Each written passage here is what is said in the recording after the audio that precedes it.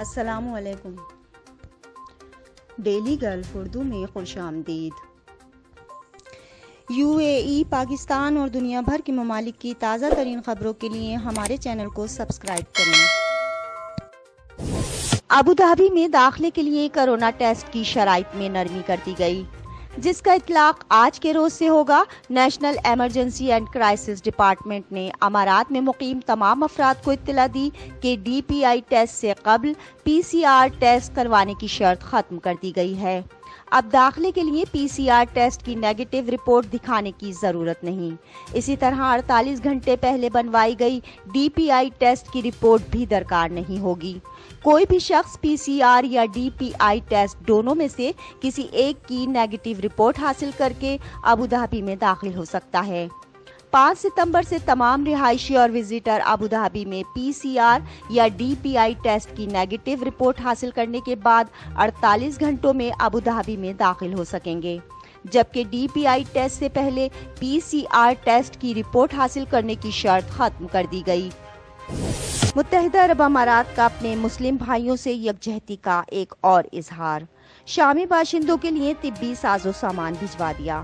Emirates red crescent کی جانب سے شام کے جنگ زدہ متاثرین کے کورونا سے بچاؤ کے لیے بھاری مقدار میں طبی سامان بھجوا دیا گیا۔ ERC کی جانب سے خصوصی طیارے کے ذریعے 25 ٹن کا طبی سامان شام کے دارالحکومت دمشق بھجوا دیا گیا ہے، جو شام میں کورونا مریضوں کے علاج میں مصروف ڈاکٹرز اور نرسوں کو اس موذی مرض سے بچانے کے کام آئے گا۔ یہ طبی سامان انسانی ہمدردی کی بنیادوں پر بھجوایا گیا ہے، جو طبی عملے کی زندگی اور صحت کو کورونا سے محفوظ رکھنے میں مدد دے گا۔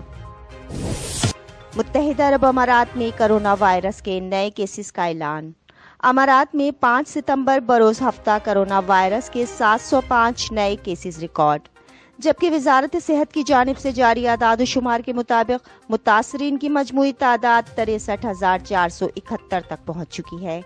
پچھلے 24 گھنٹوں میں 494 افراد صحت یاب بھی ہوئے، جس سے صحت یابیوں کی کل تعداد 63,652 ہو چکی ہے۔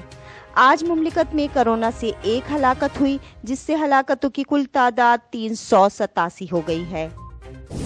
اماراتی اسکولز کے اسٹاف میں کرونا وائرس کی تشخیص کا معاملہ۔ دبئی نے بھی بچوں کے والدین کو آن لائن کلاسز کا آپشن دے دیا۔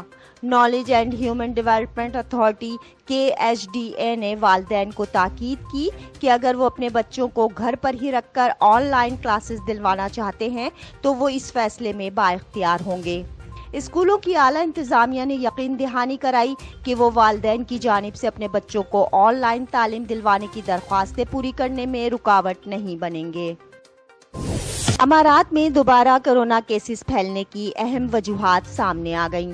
National emergency crisis and disaster management authority NECMA کے ترجمان ڈاکٹر طاہر الامیری کی جانب سے بتایا گیا کہ امارات میں دوبارہ کورونا پھیلنے کی بڑی وجہ سماجی تقریبات اور لوگوں کا گروہوں کی صورت میں میل جول ہے۔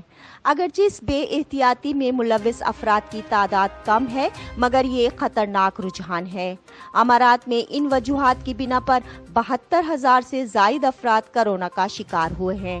لوگوں کو ان سے باز رہنا ہوگا، کیونکہ ایسی خاندانی اور سماجی تقریبات کے دوران کورونا وائرس بہت تیزی سے پھیلتا ہے۔ اب تک کے لیے اتنا ہی۔ اگلے بلیٹن تک کے لیے خدا حافظ۔